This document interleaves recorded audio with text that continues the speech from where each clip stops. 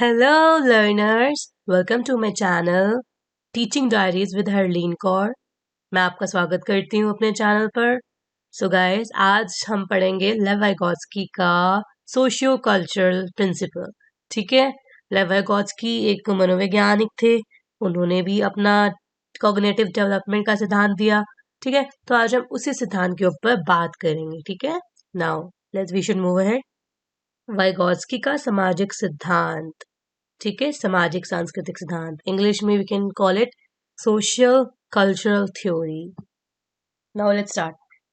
लेव वाइगोत्स्की एक रूसी मनोवैज्ञानिक थे। ठीक है, बहुत ज्यादा ध्यान रखने वाली बात है ये कि लेव वाइगोत्स्की कौन से मनोवैज्ञानिक थे, कहाँ के थे? वो थे रूसी वैज्ञानिक। ठीक है, रूसी वैज्ञानिक थे जिन्होंने सामाजिक सांस्कृतिक सिद्धांत का प्रतिपादन किया। यानी कि लेव वाइगोत्स्की ने ही सामाजिक सिद्धांत का जो सिद्धांत है इसको प्रतिपादित किया है। ठीक है, अब इसके लेव वाइगोत्स्की ने जो जो पॉइंट्स बताए हमको, जो जो चीजें बताई, उसके ऊपर एक एक करके नजर डाल लेते हैं। अब देखिए, ये सिद्धांत बताता है कि बच्चा अपने समाज यानी सोसाइटी और संस्कृति यानी कि कल्चर से अंतःक्रिया यानी कि इंटरैक्शन करके सीखता है। यानी सामाजिक अंतःक्रिया के बाद विकास होता है। देखिए, सिंपल भाषा में कहूँ तो अगर किसी बच्चे को किसी रूम में बिठा दिया जाएगा जिंदगी भर के लिए, तो क्या वो सीखेगा कुछ? नहीं, है ना। बच्चा अकेले कुछ नहीं सीख सकता। बच्चे को कुछ सीखने के लिए इंटरेक्शन करनी पड़ती है, कम्युनिकेशन करनी पड़ती है। उसको अपने समाज, उसको अपनी क्लासरूम के साथ इंटरेक्ट करना पड़ता है। उसको अपने आसपास के परिवेश के साथ तालमेल बिठाना पड़ता है, तभी वो कुछ सीखता है। ऐसा नहीं है कि बच्चा अकेले बैठा बैठा कुछ सीख गया, है ना। अगर आप चाहते हैं कि बच्चे का सोशियो कल्चरल डेवलपमेंट हो, तो उसको अपने कंफर्ट जोन से बाहर निकलना पड़ेगा। उसको सामाजिक वातावरण के साथ अधिगम करना पड़ेगा और सोसाइटी और कल्चर के साथ ही वो इंटरेक्शन करके कुछ सीख पाएगा। अब हम आगे देखते हैं वाइगोत्स्की के दो महत्वपूर्ण कॉन्सेप्ट्स। गाइस, वाइगोत्स्की ने ना दो बहुत ज्यादा इंपॉर्टेंट कॉन्सेप्ट्स दिए हैं हमें सोशियो कल्चरल थ्योरी के अंदर। एक है ZPD यानी कि जोन ऑफ प्रॉक्सिमल डेवलपमेंट, दूसरा है स्कैफोल्डिंग। ठीक है, अब इनके बारे में हम बहुत ध्यान से सुनेंगे और पढ़ेंगे, समझेंगे, ताकि इनमें से कोई भी क्वेश्चन आए तो हम यूं एग्जाम में पेपर क्रैक कर पाए। Okay, so now what is ZPDs यानी कि जोन ऑफ प्रॉक्सिमल डेवलपमेंट? इसको हिंदी में कहा जाता है समीपस्थ निकट विकास का क्षेत्र। ठीक है, देखिए, वास्तविक विकास यानी कि रियल डेवलपमेंट और संभावित विकास यानी कि पोटेंशियल डेवलपमेंट, इनकी जो बीच का जो स्तर होता है ना, वो होता है जोन ऑफ प्रॉक्सिमल डेवलपमेंट। ठीक है, यानी कि मान लीजिए कि देखिए, सीटेट के एग्जाम को क्वालिफाई करने के लिए आपको कितने मार्क्स चाहिए होते हैं? सबको पता है कि हम उनको 90 नंबर चाहिए होते हैं। ठीक है, अब देखिए, सीटेट के एग्जाम को पास करने के लिए 90 नंबर कम से कम चाहिए ही चाहिए।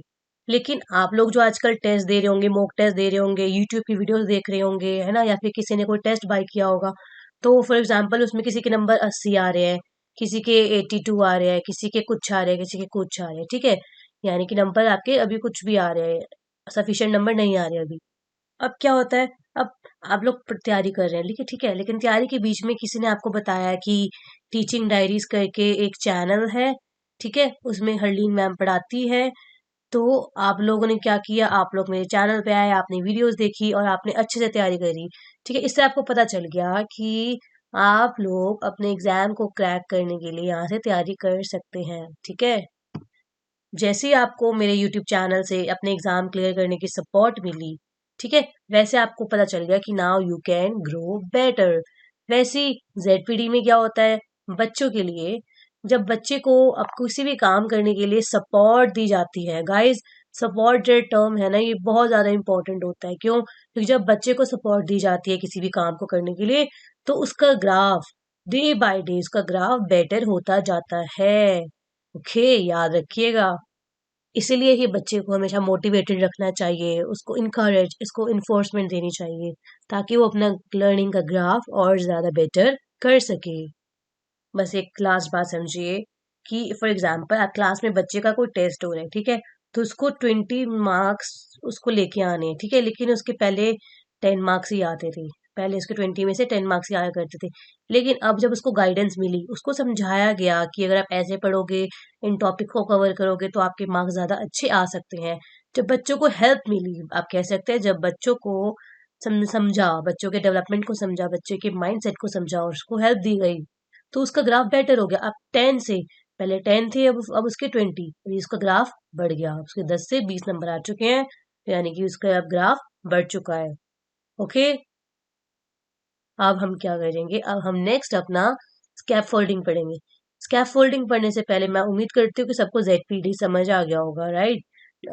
Now we should move ahead. Now scaffolding, scaffolding को हिंदी में कह दिया जाता है पहाड़ या ढांचा। ठीक है, अब देखिए स्कैफोल्डिंग क्या होता है। वयस्कों द्वारा दी जाने वाली टेम्परेरी हेल्प, ठीक है, जो यानी कि हम कह सकते हैं जो बड़े हम बच्चों की हेल्प करते हैं, ठीक है, और गाइडेंस को स्कैफोल्डिंग कहा जाता है। यानी कि जो बड़े हैं, जो बड़े व्यक्ति हैं, वो बच्चों को हेल्प करते हैं, ठीक है, वो बच्चों को हेल्प करते हैं किसी भी काम को करने के लिए, समझाते हैं उनको। और ये जो बीच की जो गाइडेंस होती है ना बड़े और बच्चों के बीच में, इसी को ही स्कैफोल्डिंग कहा कह दिया जाता है। अब इसको एक एग्जाम्पल के थ्रू समझते हैं।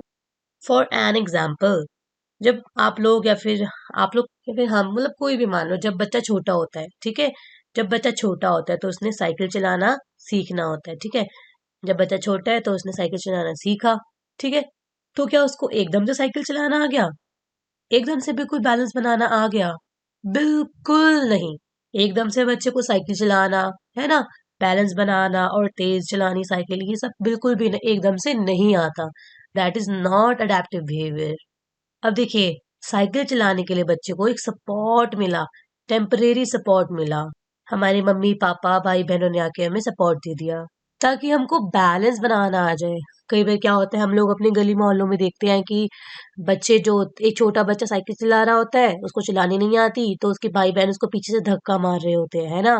कई बार बच्चों के पेरेंट्स होते हैं पार्क के अंदर, कई बार हम देखते हैं कि बच्चों के पेरेंट्स साइकिल को पीछे से धक्का मार रहे होते हैं। बच्चे को लगता है कि वो साइकिल खुद चला रहा है, but that is temporary help which is given by their parents. Okay, अब वो जो हेल्प दी गई, अब जो टेम्परेरी हेल्प या गाइडेंस दी गई ताकि बच्चा साइकिल चलाना सीख जाए, इसी को बोला जाता है स्कैफोल्डिंग। ठीक है, याद रखिएगा।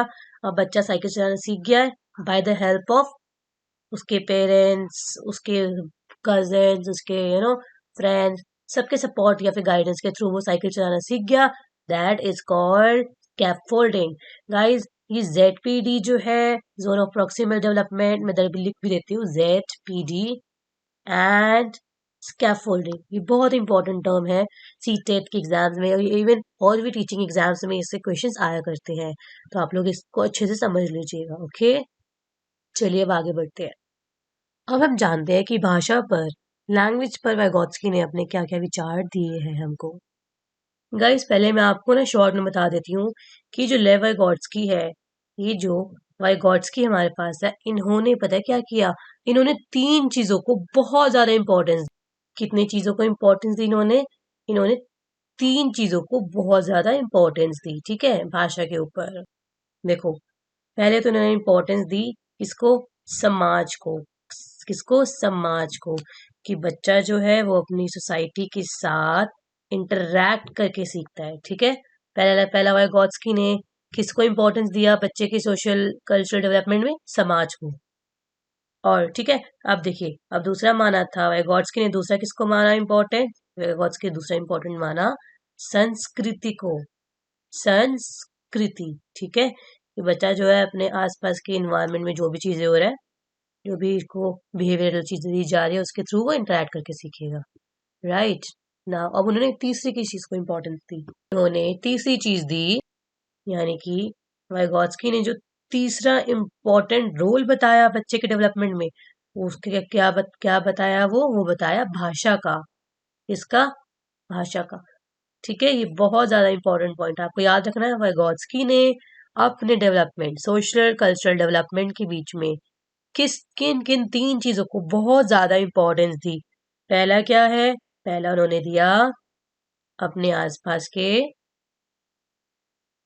समाज को। ठीक है, पहला समाज को दिया, दूसरा संस्कृति को दिया, और तीसरा उन्होंने भाषा को इंपॉर्टेंस दी। ठीक है, याद रखिएगा, इंपॉर्टेंट पॉइंट्स है। अब ये पॉइंट्स पढ़ते हैं।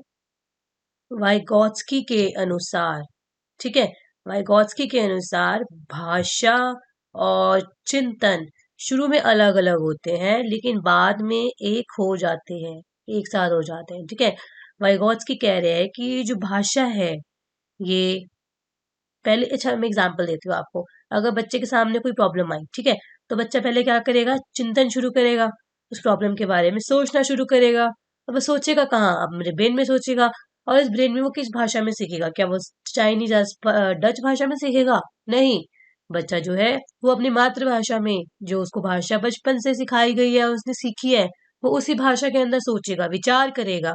ठीक है, अब देखो जो कोई भी समस्या अगर उस बच्चे के सामने आती है या हमारे सामने आती है, तो हम उसका सबसे पहले क्या करते हैं, उसका हम चिंतन शुरू करते हैं, चिंतन शुरू करते हैं। ठीक है, चिंतन शुरू करने के बाद, अच्छा देखिए, वाइगॉत्स्की ने भी बोला है कि बच्चा जो है ना, जो चिंतन करता है, जो भाषा का विचार धारण अपने दिमाग में बनाता है, मतलब बच्चा जो है, बच्चे के लिए भाषा और चिंतन, भाषा और विचार अलग अलग होते हैं लेकिन बाद में एक साथ हो जाते हैं। अब ये वाइगॉत्स्की की थ्योरी है, तो उन्हीं के आधार पर, उन्हीं के हिसाब से हमको पढ़ना पड़ेगा। ठीक है, देखिए अगले पॉइंट में क्या लिखा है। अगले पॉइंट में लिखा है, वाइगॉत्स्की ने कहा कि पहले भाषा आती है, बाद में विचार। ये आपको ध्यान रखना है कि वाइगॉत्स्की ने क्या कहा था, पहले बच्चे को भाषा आएगी और बाद में विचार आएगा। ठीक है, याद रखिएगा। अब देखिए व्हाट्स नेक्स्ट, ये बात ध्यान रखिएगा कि वाइगॉत्स्की ने तो कह दिया कि पहले भाषा आएगी फिर बाद में विचार आएगा, लेकिन जो इन वाइगॉत्स्की के ओपोनेंट है, यानी कि लेव वाइगॉत्स्की के जो ऑपोजिशन पार्टी है यानी कि जीन पियाजे, उन्होंने कहा था कि बच्चे के दिमाग में पहले विचार आएंगे बाद में भाषा आएगी। ठीक है, ये थोड़ा डिफरेंस है, याद रखिएगा। अब जो ये अगले स्टेटमेंट है हमारे पास, इसमें क्या हो रहा है कि भाषा संज्ञानात्मक विकास यानी कि कॉग्निटिव डेवलपमेंट को इम्पोर्टेंट, जरूरी और सुगम बनाती है, और भाषा कॉग्निटिव डेवलपमेंट को गाइड भी करती है। अच्छा आप बताइए, अगर आपके पास भाषा ही ना हो तो आप अपनी बात को दूसरे व्यक्ति के सामने कैसे प्रस्तुत करेंगे? अगर भाषा ही ना होती तो आज क्या हम जीन प्याजे लेवर्गॉट्स्की के बारे में पढ़ रहे होते? नहीं ना। भाषा ही तो एक ऐसा माध्यम है जिसके थ्रू हम लोग पढ़ते हैं। जो ये सब लिखा भी हो आपके स्क्रीन पर आ रहा होगा, मोबाइल स्क्रीन पर आ रहा होगा, ये सब क्या है, ये भी भाषा का रूप है ना। तो वैसे ही कॉग्निटिव डेवलपमेंट यानी संज्ञानात्मक विकास को इजी बनाने का काम कौन करता है? भाषा करती है। जो भी हमारे दिमाग में थॉट्स आते हैं वो हम भाषा के थ्रू ही प्रोसेस करते हैं, भाषा के थ्रू ही उनको एंटरटेन करते हैं। ठीक है, तो इसलिए कहा गया है कि कॉग्निटिव डेवलपमेंट को गाइड भी करते हैं कौन? भाषा। अब अगला स्टेटमेंट देखते हैं। अब ये टॉपिक है निजी भाषण।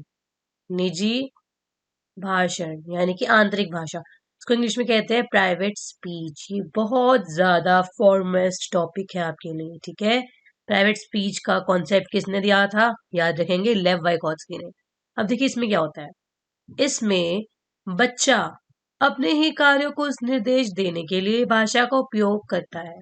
ठीक है, यानी कि बच्चा है, फॉर एग्जाम्पल आप अपने ऊपर ले लीजिए, आप हैं, ठीक है, आप क्या करेंगे, अगर आपको कुछ सीखना है, आप अपनी कोई भी चीज सीखने के लिए क्या करेंगे, यूट्यूब खोलेंगे।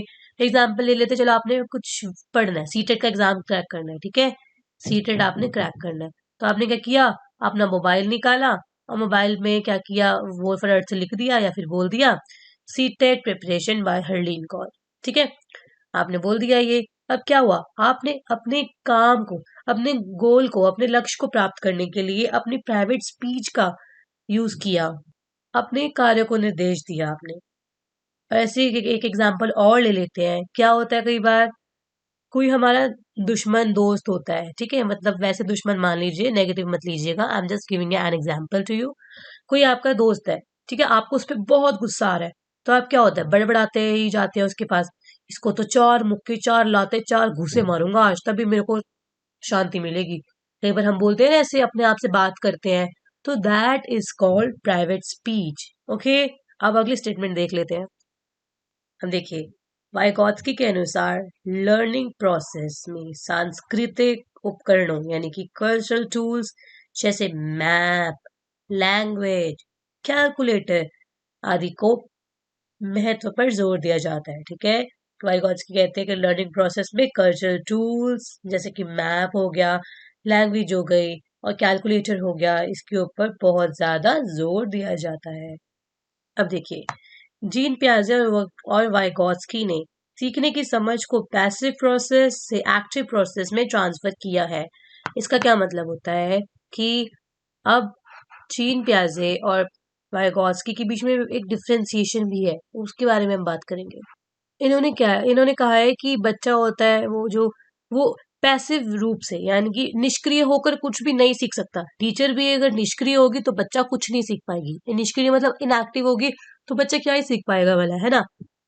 जितना टीचर और जितना बच्चा एक्टिव होगा उतने ही अच्छी लॉन्ग लर्निंग, लाइफ लर्निंग उनके पास होगी। इसलिए दोनों ने ही क्या किया है, जीन पियाजे वाइगॉत्स्की दोनों ने क्या किया है, दोनों भाइयों ने कहा है कि पैसिव प्रोसेस को खत्म कर देंगे हम। ठीक है, यानी कि मतलब बच्चों को निष्क्रिय रूप से पढ़ना पढ़ाना खत्म कर देंगे। ठीक है, अब एक्टिव चीज करने की टाइम है, एक्टिवनेस हो। जब एक्टिव वर्ड ही इतना एक्टिव है, सुनने से ही लगता है कि कितनी क्रिया है इसके अंदर, है ना।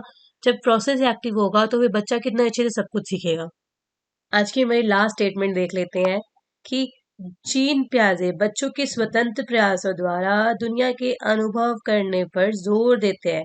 यानी कि जीन पियाजे कह रहे हैं कि जो बच्चा जो है वो अपने एक्सपीरियंस करने के बाद ही कुछ फील करेगा। इसका मतलब क्या हो गया कि जो कुछ भी उसको समझ आएगी दुनिया में, वो उससे क्या करेगा, उससे एक्सपीरियंस ग्रास्प करेगा। मतलब बच्चा खुद सीखेगा, उसको कोई सिखा नहीं रहा बचपन से, उसको पहले से बताया है, दूध उसको शहद दही चटाई नहीं जा रही, जबकि वो खुद इंटरेक्शन करके बाहर आकर क्या करेगा, लोगों से बातचीत कर कर अपने आप को अपने फ्रेंड्स के साथ, इन्वायरमेंट के साथ, पड़ोसियों के साथ, सबके साथ इंटरेक्शन करके ही वो खुद के एक्सपीरियंस को ग्रैस्प करेगा। जैसे जैसे बच्चा अपनी उम्र बढ़ाता रहेगा, बच्चे की उम्र बढ़ेगी, वैसे वैसे वो दुनिया के बारे में अपना क्षेत्र, अपने दिमाग को खोलता रहेगा, है ना, नई नई चीजें जानता रहेगा। लेकिन इसके उल्टा वाइगॉत्स्की जी क्या कह रहे हैं, वाइगॉत्स्की भाई साहब कह रहे हैं कि के कॉग्निटिव डेवलपमेंट को सामाजिक मध्यस्थ प्रक्रिया के रूप में देखते हैं। इसका क्या मतलब हो गया कि जिस तरह से बच्चे का सामाजिक विकास हो रहा है, इसका मतलब ये नहीं है कि बच्चा बड़ा होता जा रहा है तो अपने आप सब कुछ सीखा जा रहा है। बच्चे को कुछ सीखने के लिए कहीं ना कहीं मध्यस्थता की जरूरत पड़ेगी। ठीक है, कहीं ना कहीं बच्चे को किसकी जरूरत पड़ेगी, हेल्प की जरूरत पड़ेगी। बच्चे को इंटरेक्शन करने के लिए या फिर अपनी समझ स्थापित करने के लिए हेल्प की जरूरत पड़ेगी। वाइगॉत्स्की कह रहे हैं कहीं ना कहीं बच्चे को कुछ भी सीखने के लिए किसकी जरूरत पड़ेगी, सपोर्ट की जरूरत पड़ेगी। तभी तो वाइगॉत्स्की ने जेडपीडी को और जेडपीडी और स्कैफोल्डिंग को यूज किया अपने सोशो कल्चरल थ्योरी के अंदर। ठीक है, ये बात ना बहुत ध्यान रखिएगा। अब आपको क्या चीज ध्यान रखनी है, आपको ध्यान रखना है जहां पर भी समाज, संस्कृति, भाषा, मध्यस्थता की बात आ जाएगी, कोलैबोरेटिव लर्निंग की बात आ जाएगी, सहयोगात्मक अधिगम की बात आ जाएगी, जहां पर आपको सहयोग देने की बात आ जाएगी, हेल्प देने की बात आ जाएगी, आंख बंद करके आंसर लगाना वाइगॉत्स्की, और इसका आंसर बिल्कुल वाइगॉत्स्की निकलेगा, इसकी मैं आपको गारंटी देती हूँ। सो फ्रेंड्स, हमने क्या क्या पढ़ा एक बार हल्का सा देख लेते हैं। हमने अभी तक वाइगॉत्स्की ने जो जो हमको सिद्धांत दिए, ठीक है, सिद्धांत के बारे में बात करी। ठीक है, उन्होंने भाषा के ऊपर जो विचार दिए थे उसके ऊपर बात करी। ठीक है, वाइगॉत्स्की के वाइगॉत्स्की ने कौन कौन से कॉन्सेप्ट्स दिए थे, कॉन्सेप्ट्स के ऊपर भी हमने बात करी अभी। ठीक है, और जीन पियाजे और वाइगॉट्स्की के बीच में जो डिफरेंशिएशन था उसके ऊपर भी हमने बात करी है। ठीक है, अब इसी के साथ आपका वाइगॉट्स्की का चैप्टर कंप्लीट होता है। उम्मीद है आपको वीडियो काफी इंटरेक्टिव लगी होगी, काफी इंफॉर्मेटिव लगी होगी, और आप यकीन करिएगा सीटेट के लिए जो भी मैंने पढ़ाया है ये सफिशिएंट है, आपको इससे बाहर जाने की कोई जरूरत नहीं है। पढ़ाने को तो दुनिया भर का कंटेंट पढ़ा सकते हैं आपको, लेकिन वैल्यू उसी की है जो आपके एग्जाम प्रोस्पेक्टिव से इम्पोर्टेंट है। तो गाइज, जाने से पहले प्लीज मेरे चैनल को सब्सक्राइब कर दीजिएगा, शेयर करिएगा अपने फ्रेंड्स के साथ, उन एस्पिरेंट्स के साथ जो प्रिपरेशन कर रहे हैं गवर्नमेंट एग्जाम्स की, और बेल आइकन को प्रेस कर दीजिएगा ताकि फ्यूचर वीडियोस आपसे अनफॉरगेटेबल ना हो। ठीक है, आप लोग चैनल को सब्सक्राइब करके जाइएगा। और इस सेशन से जुड़ी कोई भी आपको बात करनी है, कोई भी आपके डाउट्स है, तो आप मुझे कमेंट सेक्शन में ज़रूर पिन कीजिएगा। मैं आपके मैसेजेस का ज़रूर रिप्लाई करूँगी। हो सके तो कमेंट्स करके ज़रूर बताइएगा कि अगला टॉपिक आपको क्या पढ़ना है, उसके ऊपर फिर मैं वीडियो जल्द से जल्द लेके आऊँगी। उम्मीद है आज की वीडियो आपको बहुत ज़्यादा काम की होगी। आपके एग्ज़ाम के लिए प्रोस्पेक्टिव से तो इम्पोर्टेंट है ही है, और आपको सारे कॉन्सेप्ट समझ भी आ गया होगा। तो अब मिलते हैं हम अगली वीडियो में। Thank you so much for watching my video. Now we'll meet on my next video. Bye bye guys. Take care and thank you.